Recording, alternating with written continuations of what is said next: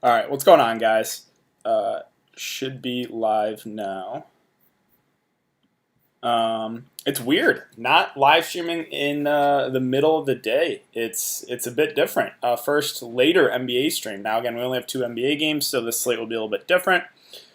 We have 30 minutes until lock, so got a lot of time for only two games. So I'll try to get pretty in depth in my breakdowns and the analysis. So if you guys are new to the live stream, if you're new to the channel, how the live streams work are I will go over all the news that we have so far. Good thing is we got the Porzingis news out of the way already, so that is huge because obviously Luka is now the top play sped up, and there's a lot of viable punt options there for Dallas. And then, so yeah, we'll go over the news. We'll look at the Vegas odds, and then we'll go. I'll give you guys a team by team breakdown. Can kind of give you cash plays if you're playing cash in 2-game slate. I probably wouldn't GPP plays. Where maybe I'm thinking to try to get different on this slate, and then answer any questions you guys have at the end. So let's get it. Thank you a lot. Yeah, no problem, guys. All right, so let's do it. DFS, Dorian Finney-Smith is questionable. This is actually pretty big news. He's a guy that was playing 30-plus minutes a night for Dallas. And sure, his role didn't change a whole lot when Porzingis was out. But, if he's out, those minutes have to go somewhere. So we'll talk about that in a bit. Maybe a viable punt, a couple punts, actually. Porzingis out, that's the huge news, right? Luka is now your top play. You play him in cash. You probably play him in GPP. So I think the only way Luka doesn't get there is if he gets in foul trouble or he gets injured, or the game blows out. One of those three things. Other than that, if we just have a normal game and the game is close, Luka should be the top overall play of this slate. So not a play I'm trying to get different in GPPs. I'll play Luka and move on, try to get different elsewhere. Let's see. Some of the stuff is for Wednesday. That AD injury last night was killer for me. I didn't really mention it on Twitter, but the in-game showdowns, especially for games like that, there's a huge edge.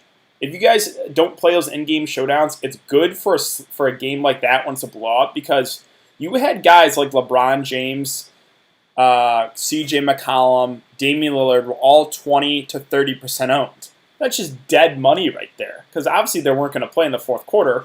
So I want a good amount of money back, or I want more money back than I put in. Overall for the day because of the in-game showdown in the fourth quarter. Had Dwight Howard, Deion Waiters, Anthony Simons, Mario Hezonja. It was good, and there's edge there. So just thought I would bring that up. If you guys see a game that blows out that bad, the in-game showdowns, there is definitely edges there. Lillard unfortunately out Wednesday, so that'll probably be a Lakers win. Let's see. Gary Harris just got ruled out. That is the other piece of news we're waiting for. I really like Denver now. Denver ran an 8-man rotation the last game when obviously Gary Harris was out, but and all the starters played 35 minutes. So I like all of the Denver starters today. I think all of them are in play. But let's take a look at some of the odds here. So again, only two games. We have Jazz Nuggets. It's a 220 over under. Jazz are 3-point favorites, and then the late night hammer.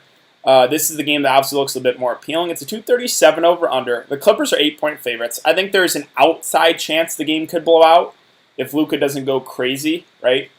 So you got to take that, in the back of your mind. I think people will probably feel more comfortable stacking that last game. But if it does blow out and you stack the first game, then you have a huge edge there.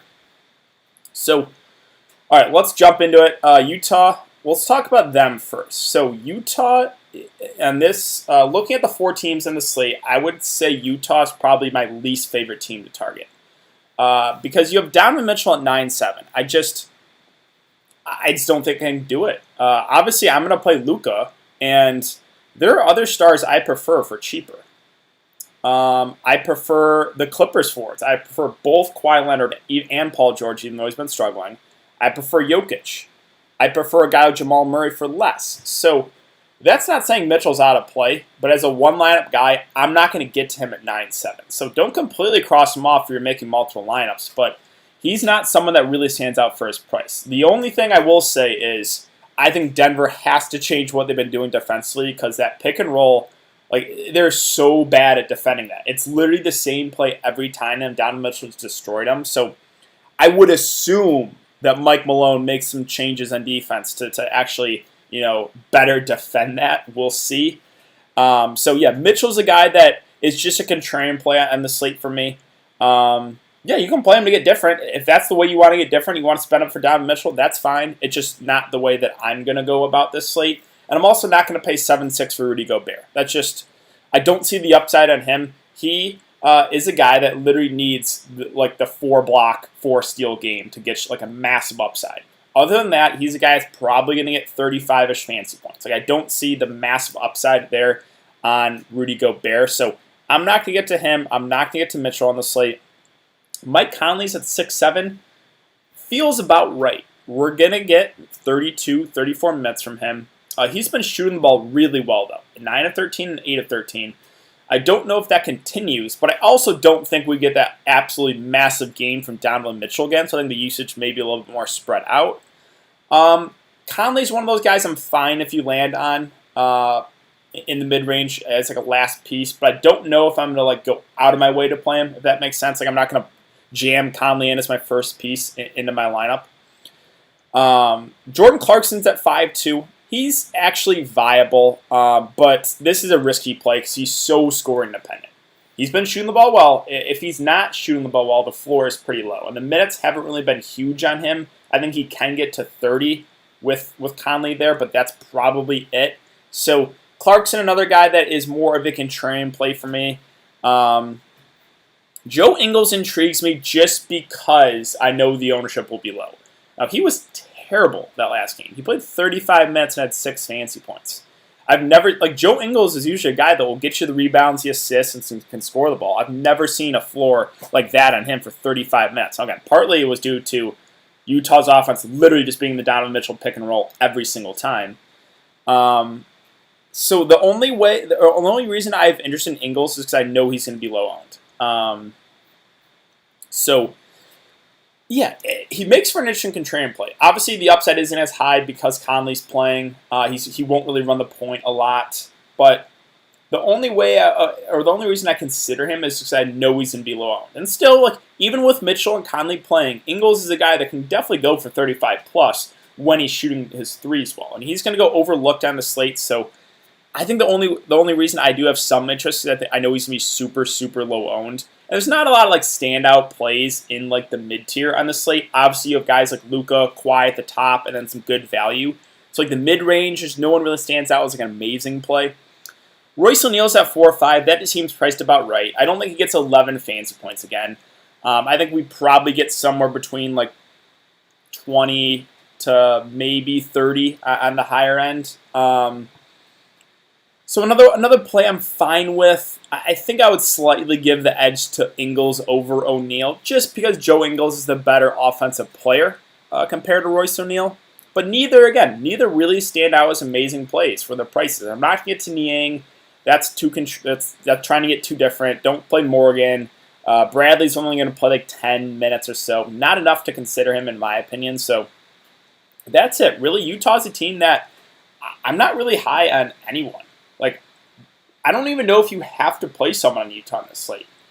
It's obviously risky fully fading a team, but I don't know if you really have to play anyone. So let's talk about Denver. Denver is a team that I have a lot more interest in because of that rotation last game.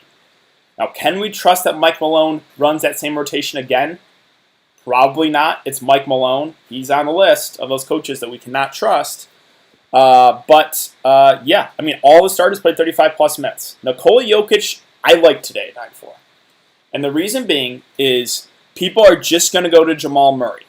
And I do not think Jamal Murray is a bad play at all. But this is just an ownership play for me, right? Because Jamal Murray had the 80 fantasy point game last time. I played both. I liked both a lot last game. He had 82. Whereas Jokic just had a subpar game, 47. People are just, if they're going to play a Denver star, they're just going to go to Jamal Murray. And I think that's fine for cash games, but for GPPs, I might prefer Jokic because he's going to be lower owned, and he's a guy that has, when playing well, 60 plus fantasy point upside. Maybe doesn't have the the upside of Jamal Murray, who obviously has like 70, 80 plus fantasy point upside when playing really well. So I kind of like Jokic today. That's where I'm kind of taking a stand as I'm going to Jokic. I don't think he's to be high owned, but I do like him for his price. Jamal Murray, again, nothing really bad to say about him. The price did jump on him. The ownership will jump significantly. I mentioned really liking him the last slate because he was just going to be low owned. It's not going to be the case this slate. He's going to be higher owned. I don't think he's going to be the chalk, right? Luka's going to be chalk. I think Kawhi Leonard will get a good amount of ownership. So I still don't think the guys in this game will be super high owned, but Jamal Murray, in my opinion, will probably be higher owned than Jokic. He's a guy that has his range of outcomes are so wide. It's anywhere from like 25 to like 80. Like he is so up and down.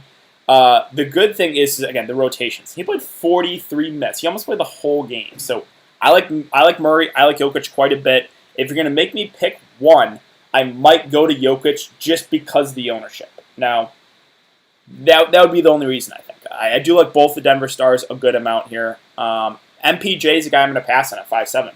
Came off the bench, minutes went way down. Just can't trust her right now. So there's no reason for me to consider Michael Porter Jr. The two power forwards in Millsap and Jerami Grant, I like for value. Millsap's at 5K.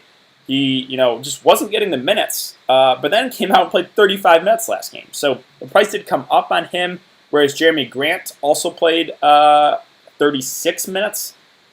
Wasn't a guy that, had an amazing game, but I think both those forwards are pretty solid for their prices. So if I had to pick one, I might go to Jerami Grant, but they're very, very even. Millsap's probably the better offensive player, but Jerami Grant's a guy that can get you those blocks, those steals, so it's a close one. Might give the edge slightly to Grant. And then Monte Morris. I like him at 4K. Not a lot of standout value. Well, there is, on the Dallas side, I should say, but like Monte Morris is a guy that might go a little bit overlooked. He played 36 minutes, had 18 fantasy points, not great, but the minutes were there for him. So he's normally a guy that's somewhat productive. If he's gonna play 35 minutes again, like I like him quite a bit for value. So all 5 starters I have interest in for Denver. I'm not going to get to Craig off the bench. I'm not going to get to Plumlee, who barely played. I'm not going to get to MPJ. It's the 5 starters. I think all 5 are in play. Let's talk about Dallas now. So this is the team that's going to be the most popular. I mean, for good reason, right? There's no Porzingis, possibly no Dorian Finney-Smith. That could open up even more value. So Luka's your top play. I think the only way you fade him is if you think the game blows out and you stack the first game. But yeah, that's it. I'm going to play Luka even in GPPs. I'm going to get different elsewhere. Like Luka's not a play. I'm going to try to get cute and fade. He was 5% last slate. He's going to be like 90% this slate. So I know he's going to be super popular, but it's just a play that I'm going to play when Porzingis is out. Just play him and move on, in my opinion. The other play. So there's a lot of viable cheap options here for Dallas. Well, first let's talk about Dorian Finney-Smith, right? Because he's questionable. He wouldn't really be a guy that I would be like super excited about playing. But if he's out, those 30-plus minutes have to go somewhere. So who do they go to? Well, do we consider a guy? I know it's gross. Like you guys are probably going to throw up in your mouth. But do we consider, is it MKG season? Michael Kidd-Gilchrist? Yeah, he literally could be a viable punt here if Dorian Finney-Smith is out. He would probably start and would probably get 30-ish minutes. I know it's super, super gross, but that is literally a potential punt play if Dorian Finney-Smith is out. Dorian Finney-Smith plays, I'm not playing Michael Kidd-Gilchrist. But I think if he's out, they don't have a whole lot of options. So MKG literally could play 30-plus minutes if Dorian Finney-Smith is out. So that's a sneaky value play that I would consider if Dorian Finney-Smith is out. Let's talk about the other options. So, well, Dorian Finney-Smith himself, again, I'm not overly excited about if he plays, so probably wouldn't get there. Tim Hardaway Jr. is at 5'8". It's a tricky one. The upside is there in him, but he's got to knock down the threes. He really won't do a whole lot besides hit those threes, and he's 5'8". Like, I might prefer the price tags a little bit more on some of the other guards. Now, that probably will lower the ownership of Hardaway. So Hardaway's a guy in the mid-range. Again, mid-range isn't too strong today. I'm fine if you land on Hardaway, but he probably wouldn't be my first player in my lineup. And then the guards. So Seth Curry, Trey Burke, I think both are going to be pretty popular today.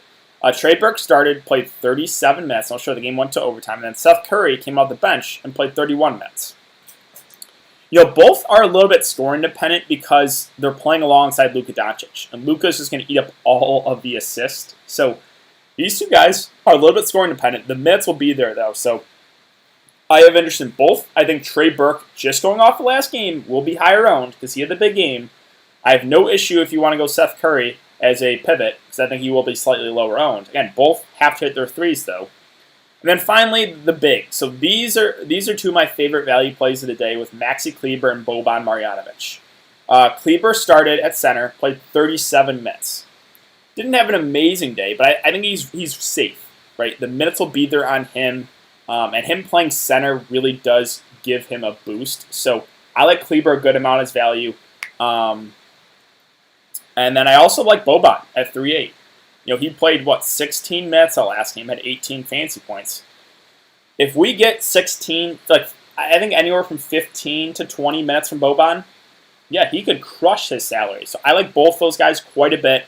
Kleber will obviously play more minutes, whereas Boban's a more productive guy. Can you play both? I think the answer is yes. I think you can. I currently have both of those bigs in my lineup right now, so I think the answer is yes to that question. And then finally, maybe Carlisle does something weird and throws J.J. Barea or DeLon Wright in the starting lineup. If that would be the case, then I would have some interest in them, but if they continue to start that normal lineup, probably not. So that's what I think about Dallas, and Luka is obviously the top play. Not a whole lot else to say about that, right? Hardaway Jr. is viable. He's got to hit his threes. Same thing with Seth Curry. Same thing with Trey Burke. The minutes will be there. They got to hit their shots. DFS wouldn't really play him if he does play. If he's out, I know it's gross, but I think MKG could be a viable punt at almost min price. And then the bigs. Boban, Maxi Kleber, I think both look really good for value. Lastly, let's talk about the Clippers. So, Clippers, we have Kawhi Leonard at 10K. He's going to be really popular today. He has been just the dominant player in the series for his team. 50-plus fantasy points in every single game. The minutes have been massive on him. He's a do-it-all guy. I think he's a really safe spend-up. Most people tonight are probably going to start the lineup with Kawhi Leonard and with Luka Doncic. I don't think it's a bad idea. If I was playing a cash game setting, I probably would do the same. I would probably start with Kawhi. I'd probably start with Luka. So not a lot of bad things to say about Kawhi Leonard. The guy I want to talk about here is Paul George at 8-2. Look at his shooting numbers the last 3 games. 4 of 17, 3 of 16, 3 of 14. Obviously has been really bad. This might just be an ownership play for me. I know he's not going to be high owned because of the recent play, but he's not going to shoot that bad forever. Is today the game where he bounces back? I don't know. But what I do know is he's going to be low owned, and if he does get a shot going, he could go for 50 plus easily at low ownership. And then you're going to need a Paul George. So it's a tricky one. It's a risky play for sure. Again, if I'm playing cash, if you guys are playing cash games tonight, you play Kawhi Leonard, you play Luka Doncic. But I kind of like Paul George in GPP, so I don't think he continues to shoot this bad. So that's my thoughts there. Kawhi, obviously the safe play. He's your cash play. He's the guy that has more upside. But Paul George is, an interesting contrarian play because no one's going to play him. Lou Williams is 6.4K. Shooting guard is super weak today. I think he's going to be popular just because of that reason. There's not a lot of plays to play at shooting guard. The issue with the minutes, I know he played 34, but that was in overtime, so only 29 minutes. The price is coming up to... I like Lou Williams. I think he would probably, in the mid-range of guys I've talked about today, like Lou Williams is the guy that has the most upside. Right? If you're talking about like him, Hardaway Jr., Joe Ingles, Jeremy Grant, Paul, like all those guys, like in that like 4, 5, 6K range, like Lou Williams is obviously the guy that has the most upside. So I think he's a safe play. I think, because shooting guard's so weak, maybe for a cash game setting, you probably start your lineup with Luka, with Lou Williams, and with Kawhi Leonard. So yeah, Lou Williams I think looks really, really solid here. A safe play, does have upside too. The minutes have been a little bit up and down on him, but he's the guy we saw at the last game has 50 plus fantasy point upside. Marcus Morris at 5.6. I think he's just fine. The minutes will be there. There's a lot of high usage guys he's playing alongside in this offense. I think he probably gets somewhere between 25 to 30 fantasy points. So, yeah, if you're going for safety, I think Marcus Morris is it. I don't know if he's going to break the slate at 5-6, so don't know if he has that GPP winning upside.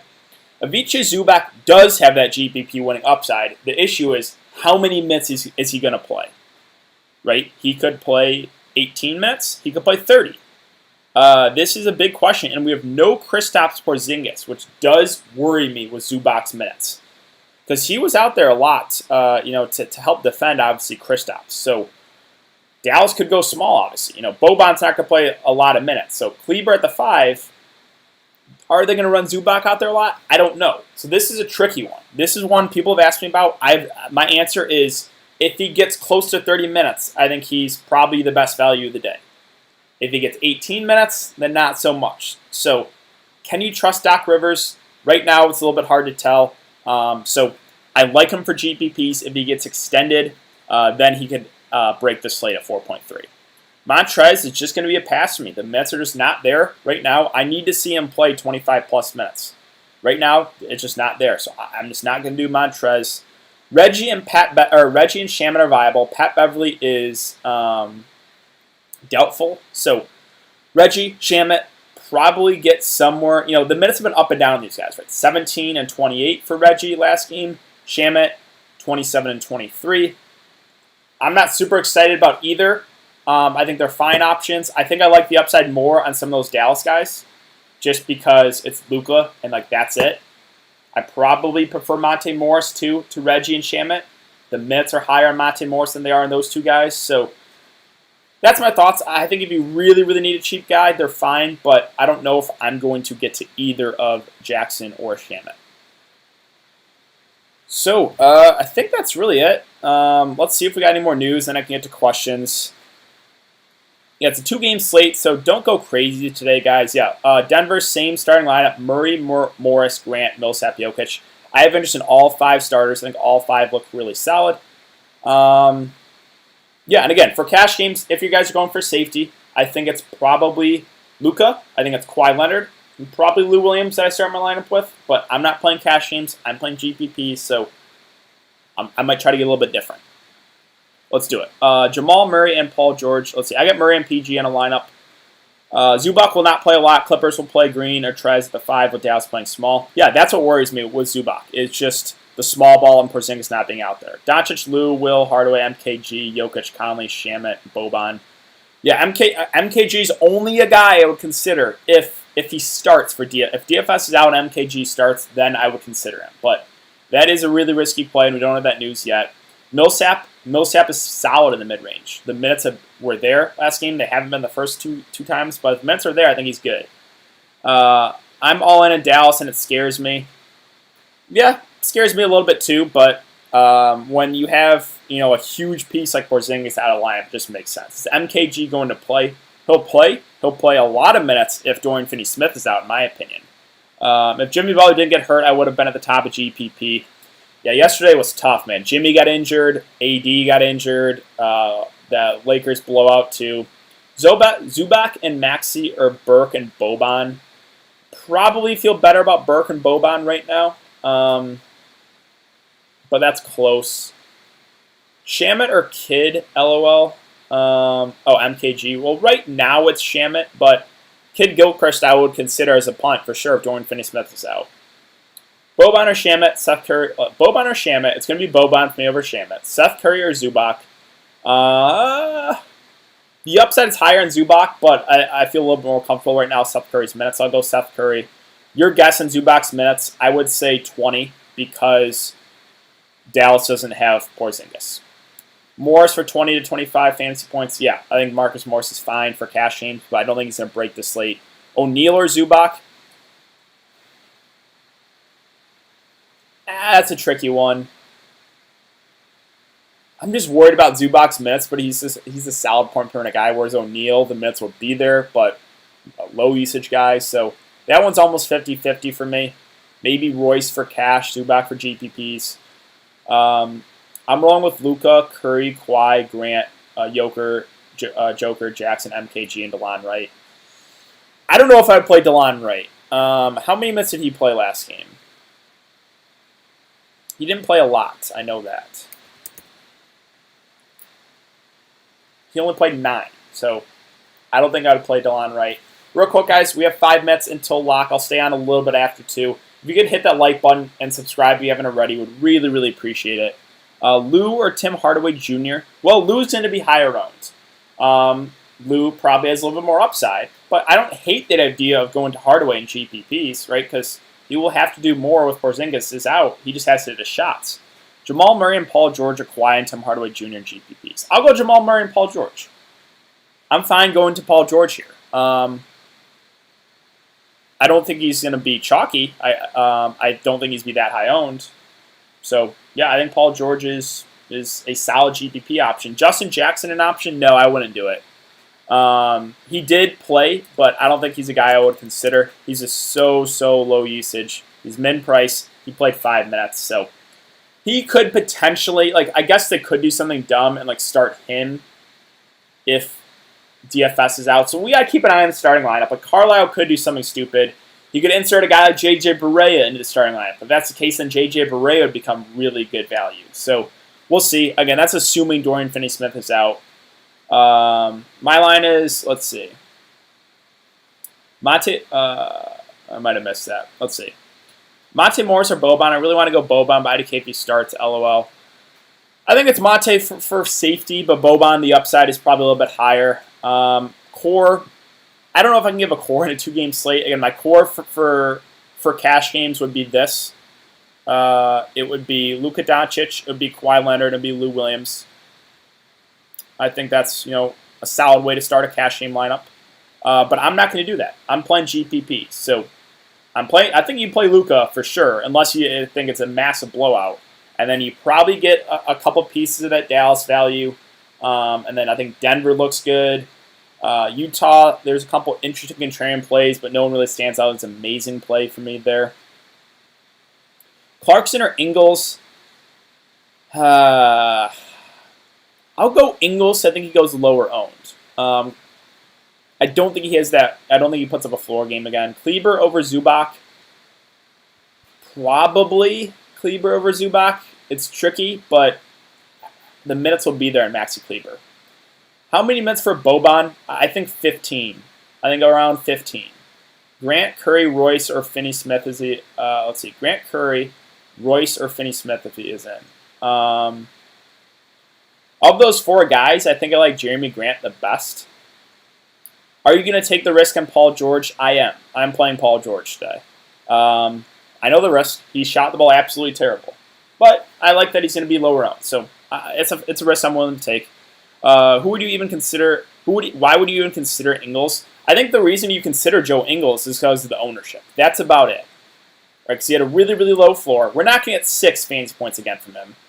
He's probably going to play around 30 minutes. He can get hot behind the 3-point line. He's a good shooter. So the only reason I would consider Ingles is because of the ownership. I don't think he's a cash play. Probably not even a single entry GPP play, but if you're making multiple lineups, that would probably be the reason. It's just because no one's going to play him. As DFS is out, Boban will be a lock. I don't know if that Dorian Finney-Smith being out would help Boban too much. I guess they could use Kleber a bit more at the 4. Is Torrey Craig a good punt option? No, I would not play Torrey Craig. Mitchell and Burke or Dozier and Luka. Well, PJ Dozier did not play last game, so don't play PJ Dozier. So play Mitchell and Burke there. You playing Paul George? I am. Let's see. Paul George will not be over-owned. He'll be over 40%. Will not be over-owned. He will be over 40% guarantee. I don't know what Paul George's ownership. I don't know if it's going to be 40. Paul George is not going to be 5%. We're not going to get Paul George at 5%, right? I think he will be lower than Kawhi. He'll be lower than Luka, obviously.